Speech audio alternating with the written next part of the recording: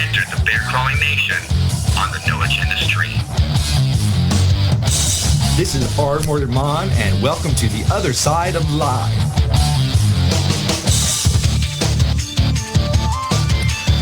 Greetings, boys and girls. Welcome to the other side of live. I am talking to you live from the Gangplank Studio in Chandler, Arizona. Tonight's show is about life missions as well as a plethora of other things. And in the morning to everybody in the No Agenda Stream. But first, I want to introduce my friend, my pal, my chum, my buddy, the dark side of positive, Charles McFall. I am your father. Oh my God, we've had fun setting up today. We actually have two people. You know, a couple of weeks ago, we had one person who was here in the Gangplank Studios attending the show. We actually have two people right now and a speaker system set up so that they can listen in. They could say something. They could talk over the mic. But I want everybody to say hello to Kevin and Casey. Say hello, Kevin and Casey. Hi. Hi. Can you tell that they're thrilled if you can hear them at all? How are you doing, Charles? I'm doing good. Doing great. My friend Superman does good. You're doing well. And yes, I did steal that from a TV show. I'm sorry. I apologize to everybody.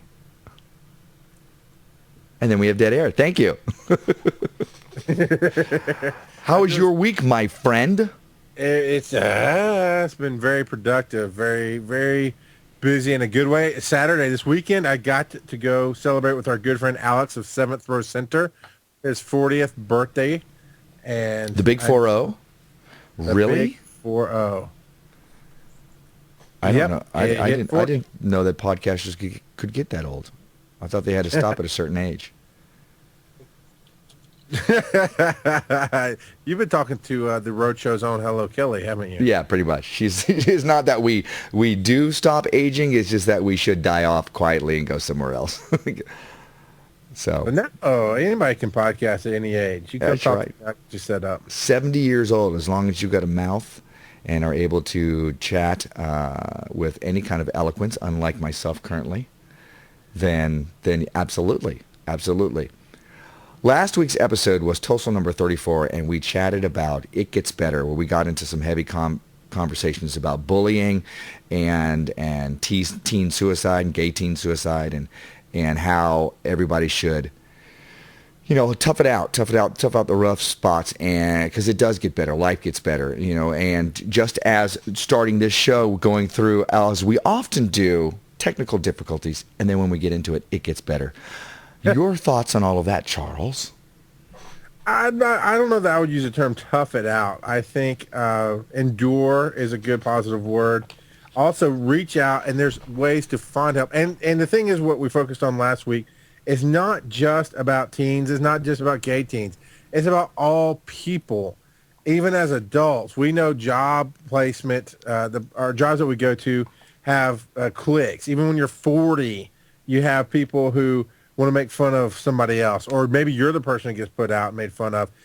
And there's ways to rise above. There's ways to get around, and it all plays into chasing and catching your dream. So I think the first step to doing that is realizing that you're worth something, and that you have something positive to do in this world, or that you have a goal that you want to achieve. And that's something I think we're probably going to talk about tonight as well with Success Freaks possibly. But yeah, endure and reach out. There is help out there somewhere. Yeah, and if you're looking for an even more positive word than endure, I think persevere. Yeah, that's a great one. Yes, sir. We're all about the words tonight. And I have heard, that is actually what you need to succeed in anything that you want to do. Tenacity, perseverance. It's those people who are the most successful in business, in whatever your goals may be, whatever your dreams may be. It's not like, oh, well, they have more ability in this than me. Well, anybody can learn anything. In the beginning of Talent is Overrated, they talk about how a high intelligence will help somebody do really, really well in the beginning. That's where you see that beginner's luck. But once you get into the job, the whole playing field is leveled so that even people with lower intelligence can do better than a higher intelligent person if they apply themselves. So perseverance is a key thing that is necessary in order to succeed or get whatever you really want in this life. and I'm rambling. Yep. But you know, that's what you're here for. Our ramblings. Welcome to the other side of rambling. See what happens when I don't have a set list. I kind of have one. I know what we're doing, but we're kind of winging it. And here we are. Do you believe in Bigfoot then? You want to wing it that way? No? You're talking about, are you talking about that my set list is not a real thing? But this is the red pill, my friend. This is life outside of the Matrix. Whoop, whoop. And I'll be honest with you, no, I do not believe in Bigfoot. I do, however, believe in UFOs. I do believe in the chupacabra only because it tickles me to do so. But I'm sorry, Bigfoot's not real, no. The chupacabra tickles you. That's right. The goat eater. Well, I know I called you with some things, and you kept telling me no. So if you're not going to fill the gap, I'll fill the gap with those. Fill the gap, my friend. We shall move forward with your plan. We shall do this with alacrity. Well, I don't know if you really want to talk about. I know we got our Success Freaks thing going on this evening. I really was struck. I was really struck with the thought. Just had some great phone calls this week. And I was really struck with the thought of, we always talk about chasing and catching your dream. What's your goals? What do you love? I think too many times people get too focused on what their goal should look like. And if you're not open to a generic goal, if you're not open, I've always said, I'm the rock god of podcasting. That's what I want to be. I want to help others get to where they're going. We're going to talk about that in Success Freaks. My goal in life is to get people free, to get them where they're going, to help them. Your life mission, even? It's a life mission. Thank you. And if you focus on something like that, as opposed to, I want to be the biggest talk radio person ever, if you're so focused that I only wanted to do podcasting, if I only want to speak and get paid to speak, if I'm that focused, you might miss what happens to open the doors to get you where you want to go. I want to take people to the next level. I want to not only go to the next level myself, but help you get to where you want to go. I mean, that's where I brought all of my ideas to podcasting on, and that's not the right word. I don't know. So are you saying, just so I understand, are you saying that people in their lives should try more of a scattershot approach to things and not just focus on one thing? Is that what you're saying? You should diversify. Well, there is that, but there's the barn. Okay, because if you get too spread out, I'm not picking on you. You're the one who has the most goals. So I'm going to use your goals. Sometimes for some people, like this is me, I can't be as diversified as you. If you want to be a writer, if you want to be an actor, if you want to do talk radio, if you wanted to be a motivational speaker, if you want to be a social media coach, I was like, holy crap, you're making my brain hurt. But you do that. I can't do that, or I'll get nothing done if I spread out that far. Mine's more of the broad side of the barn approaches. The barn is, I want to go to the next level of what I do. I love talking to people. I love connecting with people. And I love helping people go further. So that's my barn. So I'll take any path to get there. Right. It's not just, I podcast. It's, I podcast, and I'm going to help you set up your blog, and I'm going to talk to you about teaching other people to do this, and blah, blah, blah, all along the path. Yeah, the public speaking. Whatever gets me to the end goal, I'll take that road. Now, and I hate to disappoint you, my friend, but I'm going to have to agree with you on this one. Because from everything that I've seen, everything that I'm learning lately, the scattershot approach really, if you really want to become successful in something, it does not work. It does not work as well. Well, here, let me try this, and here, let me try this, and let me jump for this over to here, and jump from this over to here, unless you're actually quitting that thing that you're leaving. Much like Seth Godin says in The Dip, learn to be a very artful quitter, so that you can really focus on that thing that you're going to move forward with. If you're like, I want to be, I want to learn to be a great rock and roller, or I want to be a TV newscaster, or I want to be a great accountant, too many different things, and that you're not focused, and they're not even the same ball field. You're not even playing the same ball game. With mine, my rule is I'm allowed to have different facets of the same thing. I'm allowed to work on a book as long as it's, moving me towards being that self-helpy guy. I'm allowed to work on speechifying and being able to talk well as long as it's, helping me do what I'm moving along with my life mission, with my, my personal mission, which is helping others be awesome. I'm allowed to be a podcast guy as long as everything fits in that whole Mordant world thing, then it fits. Now, as I mentioned before, I've quit learning how to whip crack because it didn't fit anywhere. It fit more with my entertainer thing, but honestly, it doesn't even fit with the style of entertainment that I do. You know, the style of entertainment I do is more auditory. It's more the words that we say, clever puns, etc. on stage. You know, things like that.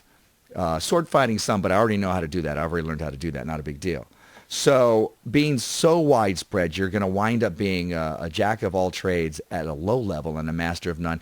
Anybody who's used to play Dungeons and Dragons when they were young, you know that having a multi-class character does not get you as far as having a single-class character. So if you're a bard with 3 different classes, you're going to be at 3rd level when everybody else is at 7th. And that is not the best plan when you're fighting the 10th level monster. Now, I think all of my geek friends out there are just, woo, they're speaking our language. But the rest of you, you know, yeah. Google it. Google it. Well, that is the key. A couple summers ago, you know, I'm working for the man, trying to get ahead in the brick and mortar business that pays my bills. I'm also really trying to push Bear Crawling Nation as a company further, trying to push Bear Crawling Live as my show further. And then I was trying to really break out and start my own business and try to consult with people in this realm of social media to teach them, okay, here's how you work Facebook, here's how you do Twitter, here's how you podcast, blog, blah, blah, blah. You know, really try to get them out to try to bring in money to get away from brick and mortar.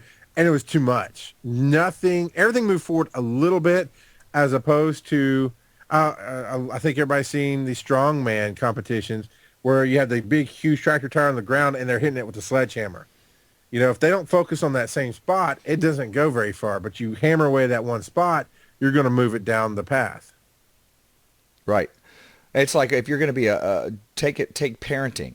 You know, you're going to learn how to be a cook. You're going to learn how to clean the house. You're going to learn how to do laundry. You're going to learn how to be patient. It's not just teaching the kids how to you know, learn their ABCs. It's everything that falls under that realm of childcare. But however, you're not necessarily going out and learning to be a race car driver. I mean, you can if that's what your family does, but that's not really falling in there if your full-time job, if your full-time life devotion is raising your kids and taking care of the family. Now, don't get me wrong. I'm not saying that people should be limited to the home. I'm not saying it, you know, the man's place or the woman's place is here or there. Your life, live your life as long as you're happy and it works for you, and more power to you for that. But if you're focusing in one arena, you're able to pick up all the skills in that arena and still count that as, no, I'm just doing this one thing, as opposed to, no, I'm going to do everything and really not get that far in life. Exactly. It's focus. I mean, you can't focus until you figure out who you are or what your passion is. And I think we, even in the other side of life here, I think we get a little distracted in the sense of, well, your passion, you're live and chase your dreams, you're going to make money at it. That might not necessarily be true. Your passion could just be to be happier. You know, if you're not happy, you need to learn how to get happy. And that's something we really covered last week with bullying that I really thought would carry over into a new realm. I just been hearing a lot about the economy and jobs, and people are suffering. And you know, I'm fortunate to have a decent job for now. You know, you never know what's going to happen, but things aren't as good as they used to be. Things are tight for everybody.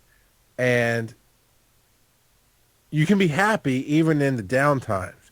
You can be happy walking away. That's what it was. I was listening to some talk radio this weekend on the public broadcasting places, and somebody was giving advice, financial advice about they were trying to do a loan, a modification, you know, thingamajig, and here's how the banks are getting you, and yada yada. I was like, walk away. Walk away. It sucks to lose your home. And when you've grown up for 20 years in the same place, you have memories. But understand that it's the people that are important. It's not easy. And I'm not saying I wouldn't be crying like a baby if I had to walk away from my house. But you walk away because if you try to hold on to something that's sinking, you're going to go down with the ship. Yeah? Yeah, I had a very good friend of mine, I think a few years ago, half of her house burned down. She lost a lot of very, very dear things, a lot of memories. And what she did gain from that, the insurance took care of everything, and her house, brought it back better, or at least to the same level. But what she learned from that was nothing material really matters. She can do without. Although she's moving forward and she's doing well with her businesses, she learned that, you know what, it's not about that. It's about being happy. It's about being safe and about having love in your life. So now that can be a very cavalier attitude. It's just like, oh, everything's, burning down and, the economy is going to hell. As long as I'm happy. Well, there's a happiness meter, and I believe where they've gauged who are the happiest people in the world. And I believe the happiest people in the world are people from Nairobi, who are some of the poorest people in the world. Now, poor doesn't equal happy. There's no holiness to being poor, and there's no badness to being wealthy. It's just that they have a different kind of connection. It's more about the people connecting to each other, and that's a different kind of wealth. And even in their society, there are the poor and there's the wealthy, but they are the happiest people in the world. So in these hard times, I think that all of us pulling together, all of us really connecting and rediscovering what matters, which oddly enough may not be in front of your computer, this false kind of Right. social interaction we have, or this buffered social interaction is a better way to put it. Yeah. I'm eloquent online, and I find myself having to go out and go, okay, I'm going to be social. I have to do social time because I say I'm a social guy. And my buddy Jeff, who plays D'Angelo in the Tortuga Twins, he dragged me out last night. He goes, come on, we're going to go out to Old Chicago and grab a drink. I was like, I got stuff I got to do. Okay. So we went out. And this guy... I stay home and be social. What are you doing? This guy comes up to us and he's like, hey, I love you guys, the Tortuga Twins, blah, blah, blah. It was whatever. And it was pretty cool. And he's like, let me buy you a drink. He's like, okay, cool. And, of course, I had a Diet Coke because I don't drink. But, I hang out with drinkers, so it was good. Yeah, and he came up, and my first thought was, oh, this is cool. And then he pulled up a chair. I'm like, oh, you're staying. And then within about 20 minutes, we all had gotten into this great conversation. And honestly, he was the highlight of our day. Both Jeff and I were talking about it last night. That social interaction, meeting that person, which I would not have met if I had not gone out and just was hanging out with my buddy, that was the highlight of my day. That physical being in the same space kind of thing. Yeah, That made me very wealthy that day. For me, it's the connecting with people. When I came back to podcasting after I'd left it for a while, I didn't know what to do. I just knew I wanted to do something, and it was talking with people in the office that got me stirred up. Because there's some people you can express your ideas, and then there's some you can't. And I was like, well, I'll hold my ideas. I'll go home, and it makes for a great show. And it did. I could throw my ideas out there. I can be angry if I want. I can be funny. I can do all that. I was afraid when they shut the building down, I ended up coming home to work, that I was going to lose a lot of that. And I had to find that interaction. I had to make that interaction because I think my best work would be in front of a live studio audience where you instantly get the back and forth with the people, where you can open up the questions, where you can hang out afterwards and just talk. I love just talking to people, man. Yeah, it's awesome. Now, I think one of the things that we talked about earlier, and that's tying all of this together, is we're at that place and we don't have to go here yet, but in the book that we're working on in our Success Freaks segment, where we talked about, we had our annual love letters last month, where we talked about, right. What do you love? Really discovering and having what was it called? Not unadulterated. Uncensored. Uncensored love list, so that you're like, this is what I love. And not necessarily in any order. So if you don't say your wife first and you said the dog first, it's like, no, it's just what's coming out. So that led to this chapter, which is where you put everything together and you're trying to figure out your life mission. And they say that the most that you can have is up to 3 things, but we'll get into that later. Everything's tying up into that as far as what we want to do. And I want to address one thing in the chat room. A while ago, BCN Rockgiirl said, but one approach doesn't work for everybody. It's true. And that is very true. We're only giving you our point of view and what's working for us. And sometimes we're giving you what's not working for us. Hey, we tried this and it blew up in our face. That's why one of our taglines is not therapy, just a voice. If you come here and you're listening to our point of view, and surely you can give us another point of view. You can give us your point of view. And How would they? what about? Should I give out the phone number now? Maybe. I don't know. Should we? 813-413-7133. That's 813-413-7133. Pick up the phone. Give us a call. Weigh into this conversation and let us know what's going on with your life, and maybe even share what one of your life missions are. I like Othoron. Othoron. We talked to him last week. He's talking about other cultures value people more than stuff. But he gets down here to hobbies versus passions. And that's something I think is very individual. Only you can really... What's the difference? What the difference... I think only what you could... well, okay, good. That's a good question. Podcasting is a hobby and a passion. For me, it's a passion. I've always been bigger, better, more. I have to grow it. I want to do this for a living. I'm pushing. Whereas I have friends who are perfectly content with never doing anything more than we recorded today. And it's a great show. And like, man, you could do so much more. I mean, John's here in the chat room, ST John, Secretly Timid. He's in, and I pitched him at least twice on doing bigger, better. And they're like, we're okay. And it's a great show. I love it. But for them, it's a hobby. They love their hobby. You can be passionate about your hobby, but them, along with a lot of other friends of mine who do shows, they're like, I don't want it to be a job. I like coming in and I do it this way and I record, and I don't want to get paid to do this. I'm okay with that. I think that's your hobby versus your passion is, man, if I could quit my job, I would do, and then you fill in the blank. Rathburn in the chat room says sometimes you want to keep your passion as a hobby and not turn it into a job. True. However, we're not like that. No, I mean, I've got a passion for beer, so I definitely shouldn't turn that into a job. It does. It makes a very good hobby, though, especially on a hot day. Yes, sir. Yes, sir. So, again, 813-413-7133. I'm going to throw down the gauntlet a little bit to Othoron. Oh, boom, and he just calls it. Boom, baby. He just called right in. Ah, that's perfect timing. Oh, we had to hang up. Sorry. No, we didn't hang up. Othoron. Welcome to the other side of live, and be forewarned, we are in rare form, my friend. Hello? I told you we'd have to hang up. Othoron? Dude. Wake up. Hello? Oh, hello. You're killing Smalls. Hey, this is Othoron again, just calling in. I had to because you guys started talking about hobbies and passion, and this week I had such a great experience with that, finding out the difference for me personally, and I had to be really honest with myself because what I wanted my passion to be is something that completely different from what it actually is. Okay. Was that? Can you clarify that, or is it a super secret ninja passion? No. I really, really wanted my passion to be the guitar, but unfortunately, in my heart of hearts, I know it's a hobby. And if I were to pursue it as a passion every day, I would just burn out like crazy, and I'd be bored out of my mind.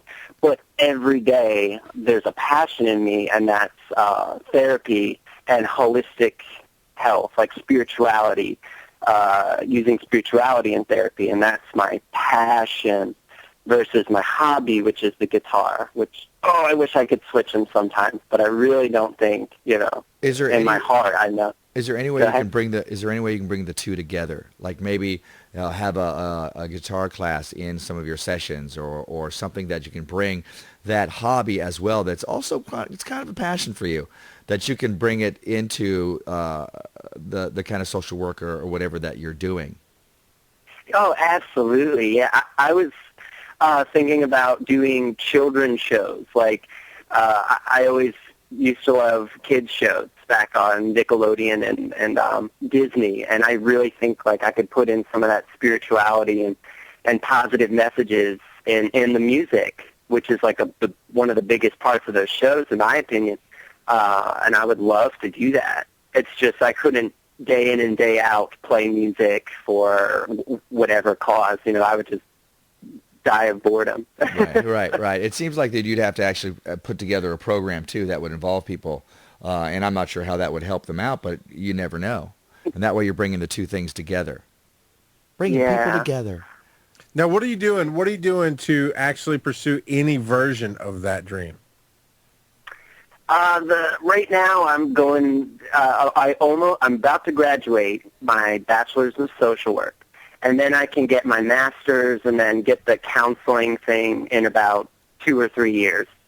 And then I want to go into holistic healing, like learn about things like Reiki and the chakras and stuff, and research those, so I can do both, and not just therapy and not just Eastern therapy. Well, it sounds like you're well on your way to do all of that stuff. I'm sorry. I was going to say, it sounds like you're well on your way to do all that stuff, and that's pretty groovy. Oh, thank you. Well, thank you, and thank you for calling in tonight. You are our first caller of the evening, and I'm sure there will be at least one more. Thank you, Othoron. You have a good night. Now, he brings up really...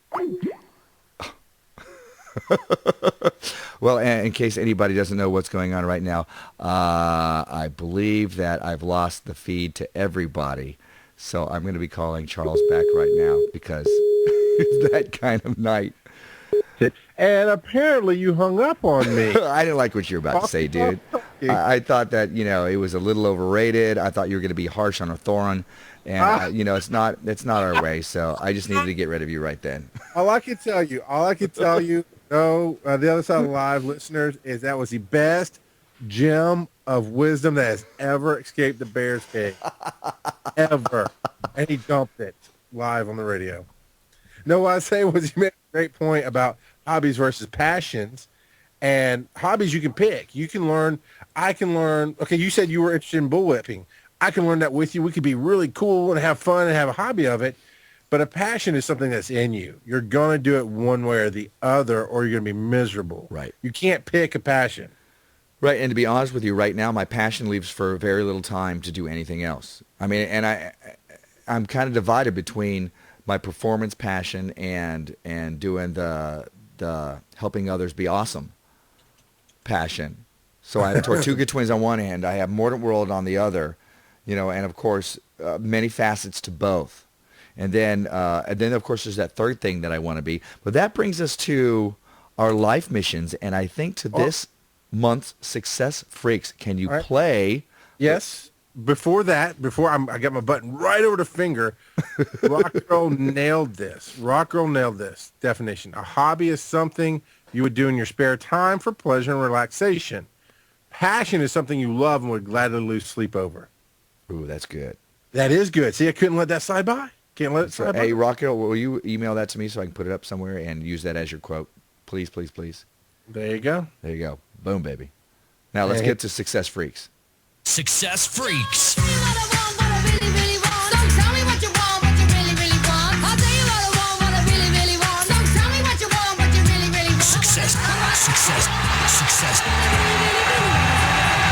Success Freaks.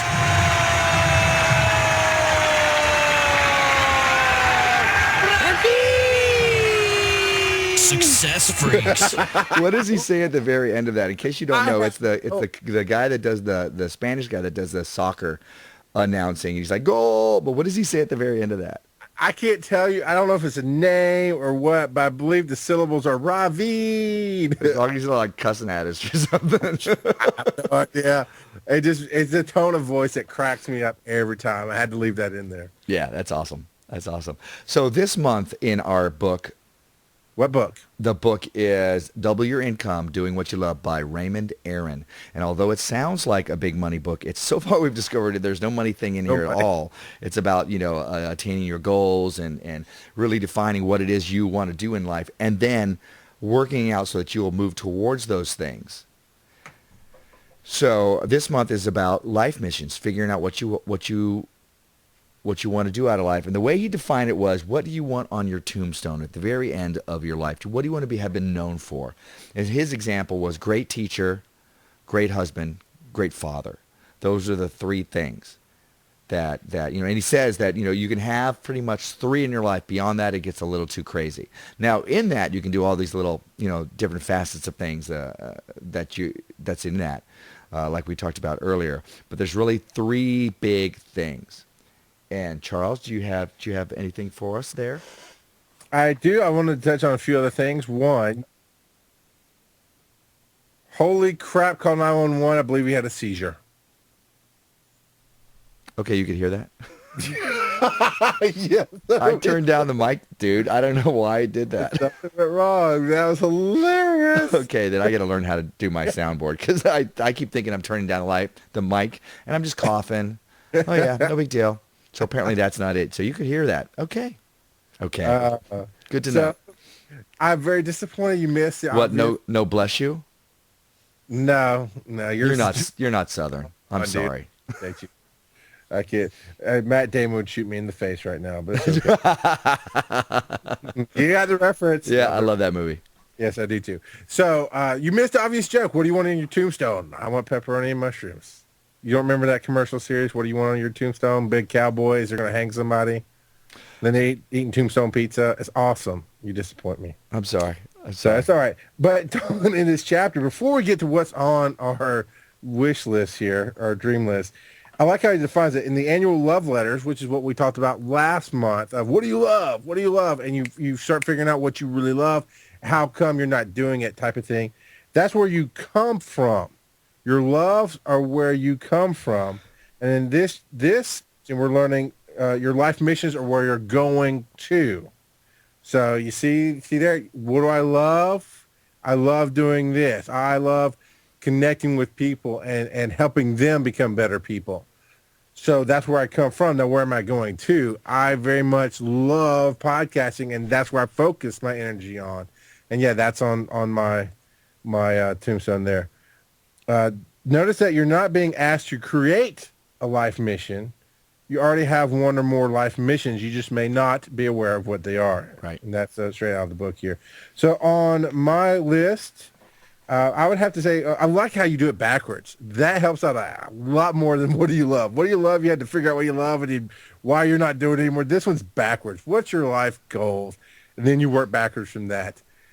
Mine is definitely to, like I said, to connect to I don't know. I want to free people. I want to get people to where they want to go in whatever area of life it is. So great what? What would you call that? A great? He was a great? Dane. No. Hamlet, dear. I don't know. Does it have? I don't know. I don't know if he says it has to be a great whatever. No, but that's how I put it. I don't think it has to be whatever. Dude, you're not doing it wrong. If you're doing it, you're doing it right. So. Okay. This is it. I want, and not in the terms of success, but the terms on how they changed the world. I want to be Steve Jobs. I really want to be Jim Henson.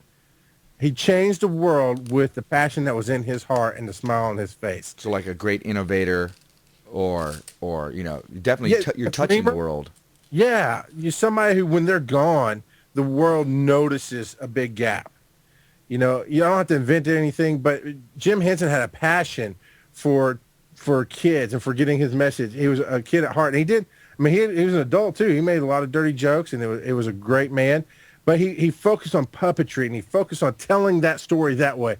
And my passion comes out through, I want to do the same thing. I don't know how to put words on that, but I want to be Jim Henson in the podcasting world. I want to change the world of media in a very positive way that everybody is sad when I just disappear. Because I'm not going to die. I'm just going to go a different place. Well, I think that I like what you're talking about, but I've got to change it just a little bit for me. And okay. I'm going to go with the Boy Scout thing is when you come up on a place, you leave it better than when it was when you got there. So I want to leave this world better than was when I got here. I certainly want to touch the world. I certainly want to affect people in a positive way. I certainly want to help others be awesome, so that when I go, they don't necessarily have to feel a vacuum that I'm gone, but that there's a better, richer existence for people, or at least help affect people in a positive way. Not that I'm doing it because they're doing it. Maybe just lead by example or whatever. So that's more my self-helpy side. Well, look at people like to talk about legacies, and sometimes that's good, sometimes it's bad. I think sometimes it's full of crap. But in truth, and all truth, look at Jim Henson's legacy, though. His entire life, literally up to the moment of his death, he was living his passion. He was developing the ideas. He was getting the dreams of other people and bringing them forward. He was setting forth institutions that have affected our lives, that have gone on and held true to his dream, even long after he passed away. It's been, over 20 years. I was a kid when he died, maybe early teenager when he died. And now, Sesame Street is still a powerhouse in teaching our kids things. And I can look at it now, and I can look at it 20 years ago, and even 40 years ago. Well, maybe 30 years ago. I'm not sure it was on 40 years ago. But you see what he did. He didn't just say, this is my dream when I'm gone. I kind of am afraid that Apple's that way. Steve Jobs was a dreamer, but he was very much a controller. I think once he's gone, it's going to change. But Jim Henson, he built something that was bigger than him. So when he was gone, it still went on. And that's what I want to do. Right, and I think you're absolutely right about how those people affected not only their lives and those around them, but even beyond that on a global scale. But I think I'm gonna go against what you said as far as legacies, because I think that is what we're talking about. What is the legacy? When you're talking about leaving something behind, that's your legacy. Something that's going to continue on beyond you. I think I misstated that. I think when I say it's full of crap, sometimes is the people who think their legacy is the company they build and the money that is going to give their family. Right. That's not a legacy. That's one part of it, but I hear what you're talking about. I hear that you mean how it really is going to affect and enrich people's life around you. Yeah, absolutely. yeah. I think we're saying the same thing. Okay. I think so. I'm there. I feel good.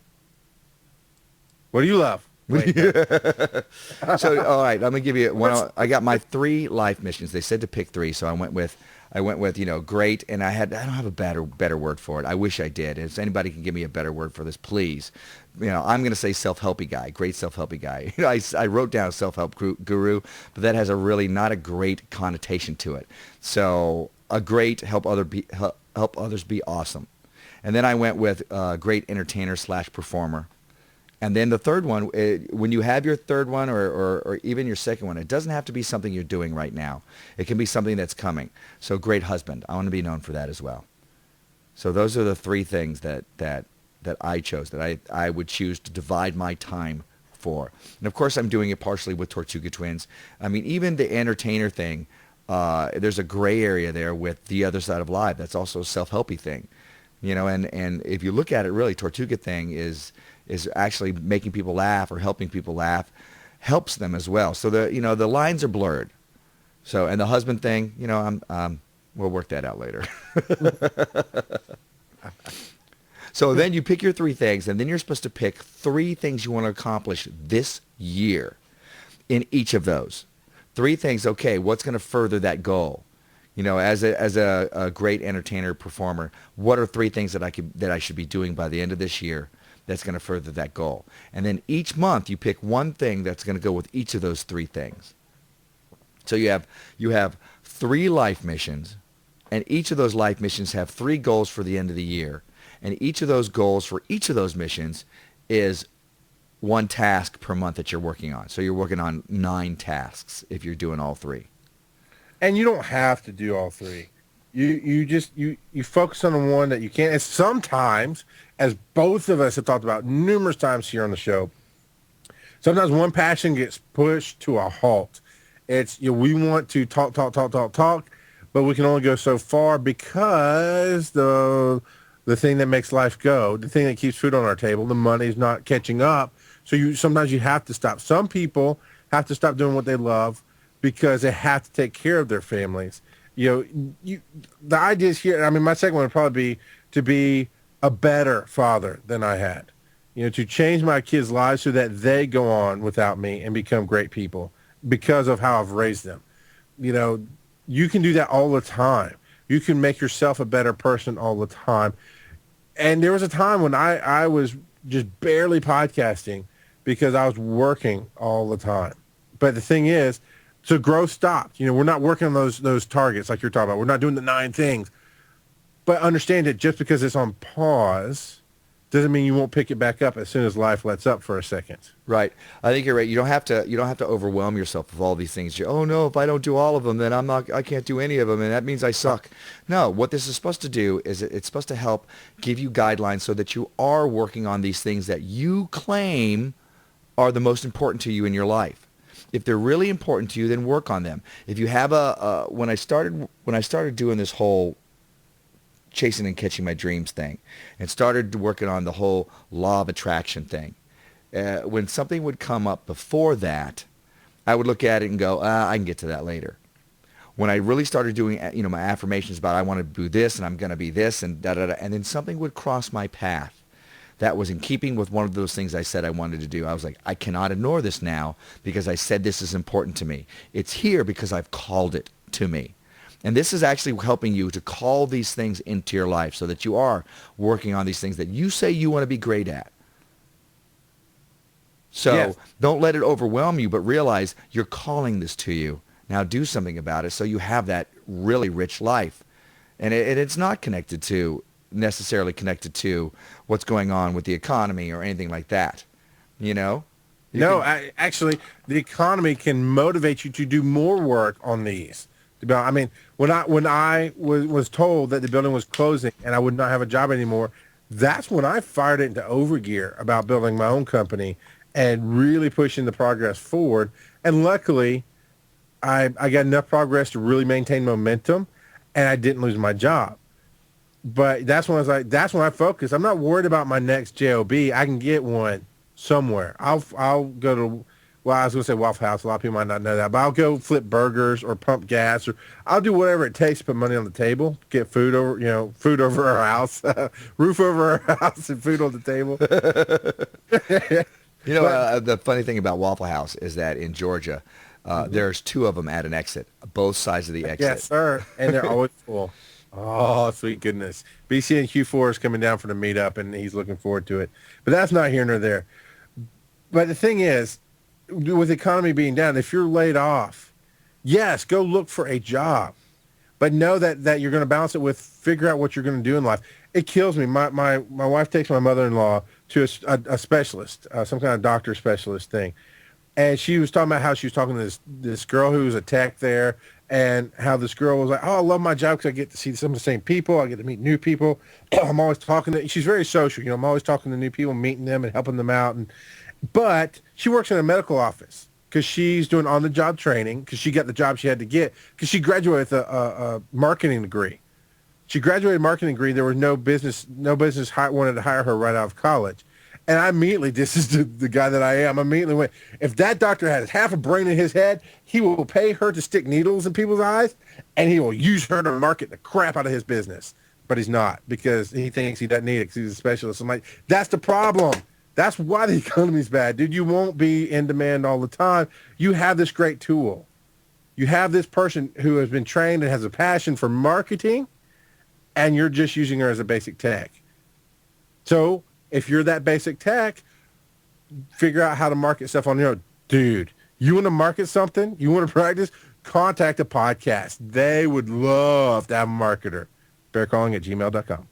That's right, and that's in keeping with if your bread and butter job is not taking care of business, you still got to keep your bread and butter job family first. You got to take care of the family. However, you're starting a new business, consulting business. So who's to say that marketing person couldn't on the side bring something in? And again, this all gets back to that happiness quotient. Talking about Nairobi and how they're the happiest people in the world. If you are working on things that are really your passion, in spite of what the economy is doing, in spite of what's happening at your job, if you're working on these things that really do fulfill you, it's going to change your life, and your happiness quotient is going to go up. Yeah, absolutely. There were times when I was miserable in my office, but seeing my passion focused on my podcasting is a lot easier to get over. Has it changed your life and your work experience having that afterwards? Always. Yes, absolutely. I don't positive. Yeah, it has. Chasing and catching my dreams has changed how I deal with everybody, including my wife. My wife has been telling me lately that I've been so sweet and so nice. And here's all I've been doing is I actually had this thought. If I can sit here on the radio and tell you it gets better, if I can sit here and tell you, here's what's great about your life when you think you're like doing everything around you is telling your life is crap, and I can look at you and say, this is what's great. How come I can't do it in my own house? So I started doing it in my own house. I basically did the Other Side of Life show in my own house without giving the advice ad nauseum like I do here. I just started saying, look, you're being great at being a mom. You're really doing great here. I'm sorry that your family didn't see how great you are. I mean, there's just issues up and down. And she's actually turned around and it's changing her life because she's going, man, you're being so sweet. I love being here at the house. What I tried to do was create the environment that I create here on the show. If I can do it for you, I need to do it in my home. And it is changing things. So that's right. the big thing that's changed. Yep, that's right. Walk the talk. Be the change you want to see in the world. And, bring it down. Be the change you want to see in your family. And then bring it down. Be the change you want to see in your relationship. You're having a hard time with your relationship. I think they just don't understand me. How come they don't listen? Be the change you want to see in your relationship. Change the tone. Change your mind. Change your life. Now, I want to throw one thing directly related to this to you. Whoop, whoop. It's when you get, and yes, everybody has a life mission. If you think you don't, you're not looking deep enough. Why do you think, I don't care which religion you follow or don't follow, but why do you think the ultimate question people always seek is, why are we here? I mean, no matter where you end up, we all have something to do in this life. I'm not saying there's a divine principle. I'm not saying the universe has one path set out. I'm just saying I see people who are like, man, you were born to do whatever this is I can see you doing, and they're just not. I'm like, yeah, well, I kind of like it, but I can't. And I say, but you're born for this. I mean, we all know somebody, you look at them, you know somebody's born to sing. You know somebody who is born to do what they're doing. You know somebody's born to do something and they're not doing it. You can think of it in your life right now. But what happens when we realize what we're born to do, that we start chasing our life missions, and they can change. That's something else in the book. As life changes, your mission changes sometimes. Yep. What happens when we start doing what we're born to do, and what we used to build up to that point, what we did to build up to that point has to go away, and everything changes. What happens to our family members, our friends, the people who were with us on that path? I think that 90% of getting anything that you want out of life is showing up. Most people don't show up. Most people don't try one time. They talk themselves out of it. I remember I was up for, I read about a movie role that was coming. It was just a short. And it was all the way out in, I don't know if it was out in Scotland. No, it was out in Phoenix. And I'm like, I'm tired. It's 5 o'clock traffic. I don't want to, I'm sure I'm not going to get it anyways. And if I hadn't gone, I wouldn't have gotten it. I'm like, well, you know what? I'm just gonna go so that I can have the experience of auditioning. And that's why I'll be there. So I went across town, I faced the traffic, and I went in there, and I got the role. And I was able to do it just showing up. Now, sure, I'd done my due diligence. I'd done my acting classes. I've honed my craft so that I'm not just green and I don't know what I'm doing at all. But that's also a learning experience, just showing up. It's a one step at a time thing. And that's how this all works. Right, but that's not quite what I'm playing to. I'm playing to like the next step, the step that we think about, that we see coming, and sometimes that holds us back. Let's use you for an example. Tortuga Twin, been doing it 300 years. I don't know, 18. We've been doing it a long time. What my point is, all three of you have built this company. You built this thing that is you. And what happens when you got that audition, and then it leads to another audition, then it leads to another audition, and then you have to leave the Tortuga Twins behind, and you're friends with them. They're your brothers. You've done this stuff for so long. That's a negative impact. Chasing your dream is what you need to do, but it also has negative impacts. And we see that as human beings. We go, well, if I succeed, it's kind of that afraid to succeed. If I succeed, I'm going to destroy something I built. How do we deal with that? You know what? I can only tell you how I have learned to deal with it, because that is something that has faced me and has crippled me in some things. I've dragged my feet on certain things in the past. I don't do it so much anymore. You know, you get to a point where you're like, okay, I can't look at the big picture because it's too frightening. Because if I look at the big picture, I'm going to have to leave the Tortuga twins, then it's just like, that's too much. Because I'm not there yet, my life's not there yet, the rest of my life is not ready yet, and that's not fair for that. All I can do is look at the steps in front of me. Can I take this next step? And am I ready for this next step? Even if it's outside my comfort zone. Yes, I can. Now, and I have to trust in the process. I have to trust that by the time it comes to that great decision, everything's going to be pushing me forward anyways. And I'm going to be pulling me forward anyways.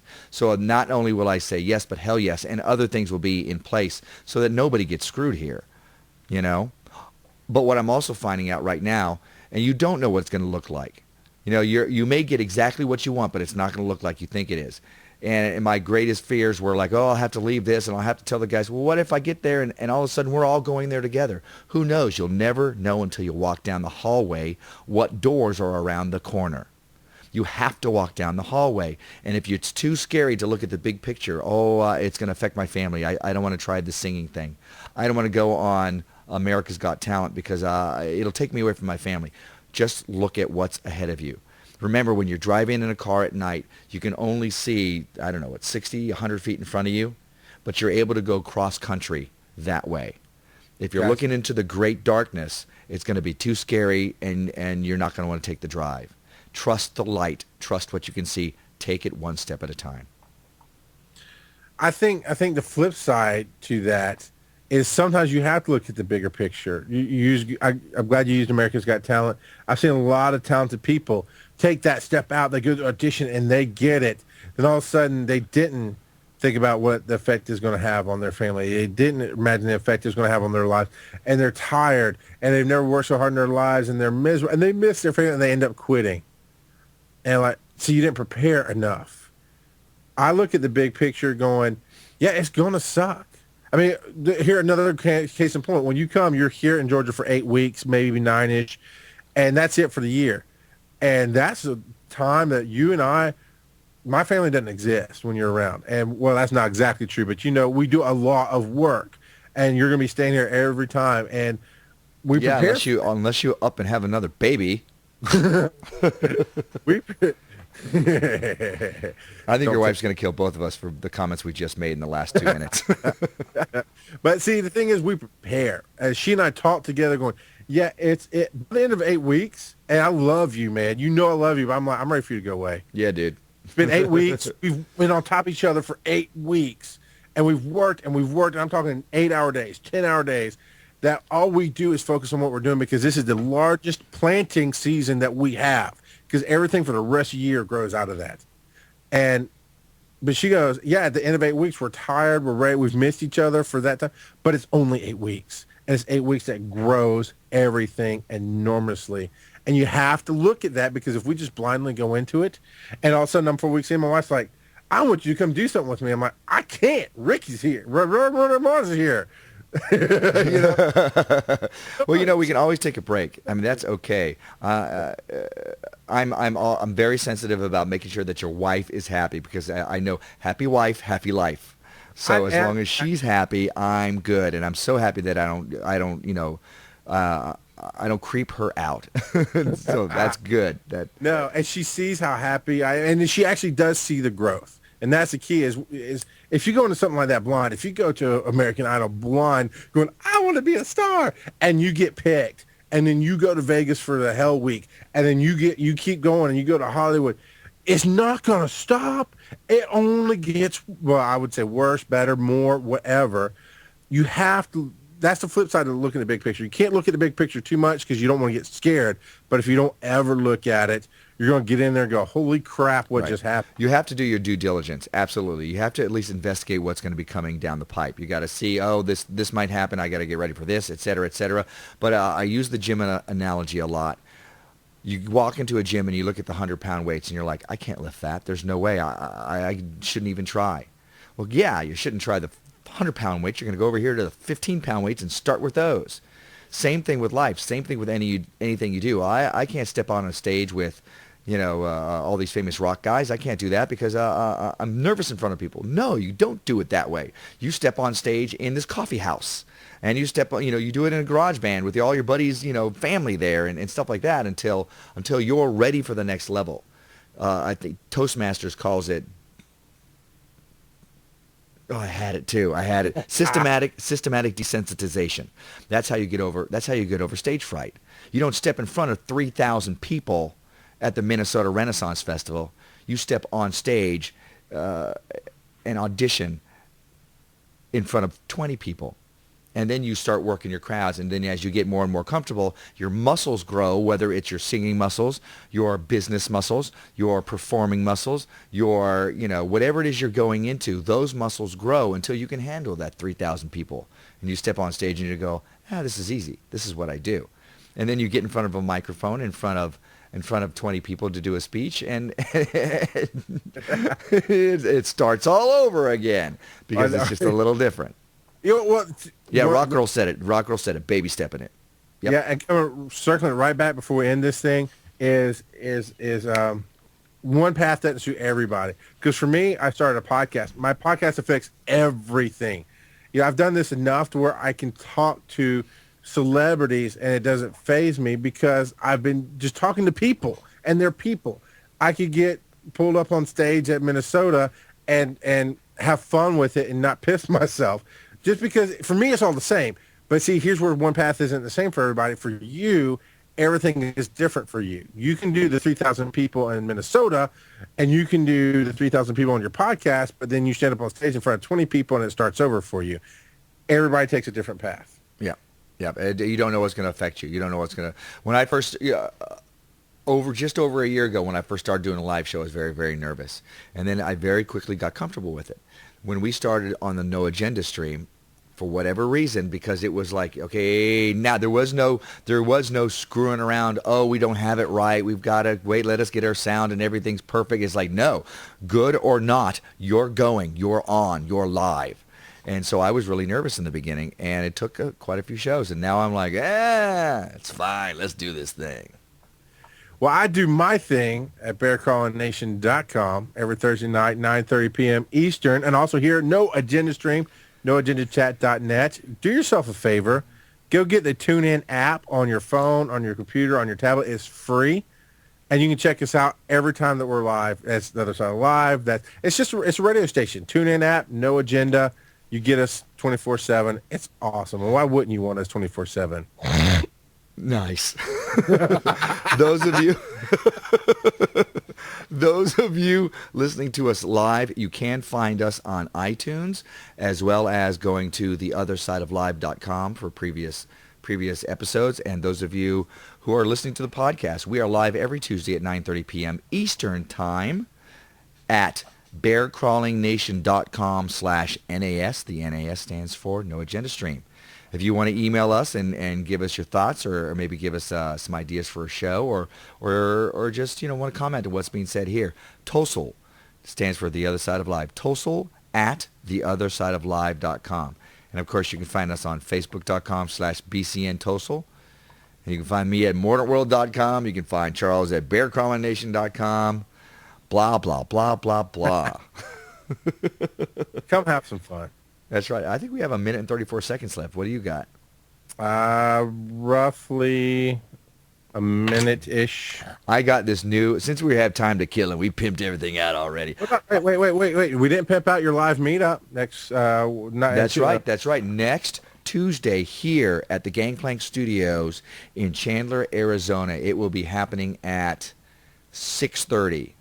And I think it's going to go from 6:30 to 8 o'clock, or is it 6:30 to 9 o'clock? I'm not sure how late it's going to go. But we're going to do an hour of The Other Side of Live, and then we're going to talk for a little while after that. So join us here. If you need an address, you can always go to gangplank.com, or gangplankhp.com. It's the one in Chandler. Or you can just, visit us on Facebook, and we'll tell you where the address is. Well, we'll post it. That's what we'll do. We'll post it. Take us home, my friend. Ladies and gentlemen, thank you for tuning into The Other Side of Live. So raise your... Ciao, dream catchers. So raise your glasses.